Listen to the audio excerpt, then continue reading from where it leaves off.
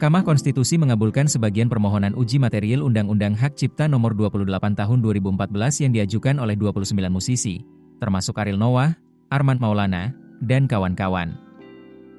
Mengadili, mengabulkan permohonan para pemohon untuk sebagian, ujar Ketua MK, Hakim Soehartoyo saat membacakan amar putusan dalam sidang di Gedung MK, Rabu, 17 Desember 2025. Permohonan ini diketahui sudah diajukan sejak Maret 2025 dan akhirnya diputus untuk memberikan kejelasan hukum terkait sejumlah permasalahan yang ada. 3 dari 5 pasal yang dimohonkan dikabulkan oleh para hakim. Pertama, Pasal 23 ayat 5, setiap orang dapat menggunakan ciptaan secara komersial dalam pertunjukan tanpa izin langsung dari pencipta, asalkan membayar royalti kepada pencipta melalui lembaga manajemen kolektif. Dalam putusannya, MK menambahkan penjelasan pada frasa setiap orang dengan frasa termasuk penyelenggara pertunjukan secara komersial. Dengan adanya penambahan frasa ini, Mahkamah mempertegas kalau dalam konteks pemakaian suatu ciptaan dalam pertunjukan komersial, royalti sudah seharusnya dibayar oleh penyelenggara acara kepada pencipta atau pemegang hak cipta. Hal ini dikarenakan, nilai keuntungan sebuah acara hanya dapat diketahui sepenuhnya oleh pihak penyelenggara acara sehingga perhitungan biaya, termasuk royalti, sudah sepatutnya menjadi tanggung jawab penyelenggara.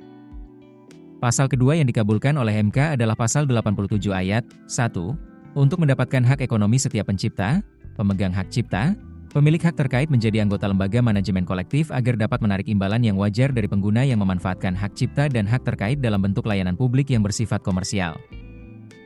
Dalam pasal ini, MK mempertegas soal imbalan yang wajar untuk dimaknai sebagai imbalan yang wajar, sesuai dengan mekanisme dan tarif berdasarkan peraturan perundang-undangan. Menurut MK, frasa imbalan yang wajar bisa menjadi multitafsir jika tidak dipertegas. Hal ini bisa memberikan ketidakpastian hukum mengingat di Indonesia sendiri pembayaran royalti dan hak ekonomi bisa dilakukan dengan beberapa metode. Misalnya, pembayaran royalti kepada seorang pencipta yang tergabung dalam lembaga manajemen kolektif dengan yang tidak. Menurut MK, mekanisme dan tarif harus ditentukan dalam sebuah produk hukum baru yang melibatkan pembuat undang-undang. Dalam hal ini, MK selaku lembaga yudikatif tidak berwenang untuk memberikan batasan-batasan tarif. Namun, MK mengingatkan, selain kesejahteraan pelaku kreatif perlu diperhatikan, ada hak masyarakat yang perlu dilindungi, yaitu agar dapat tetap menikmati ciptaan dan mudah mengaksesnya.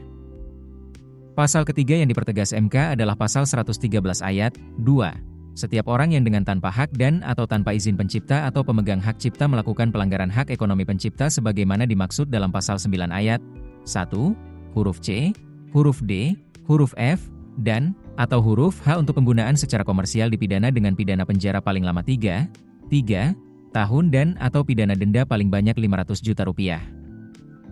MK menyatakan, penyelesaian sengketa terkait royalti atau hal-hal seputar hak cipta harus mengedepankan pendekatan restoratif justice, tidak boleh langsung ke ranah pidana. Keputusan bisnis terbaik datang dari data, bukan tebakan. Mudah berlangganan Business Insight dengan subscribe with Google.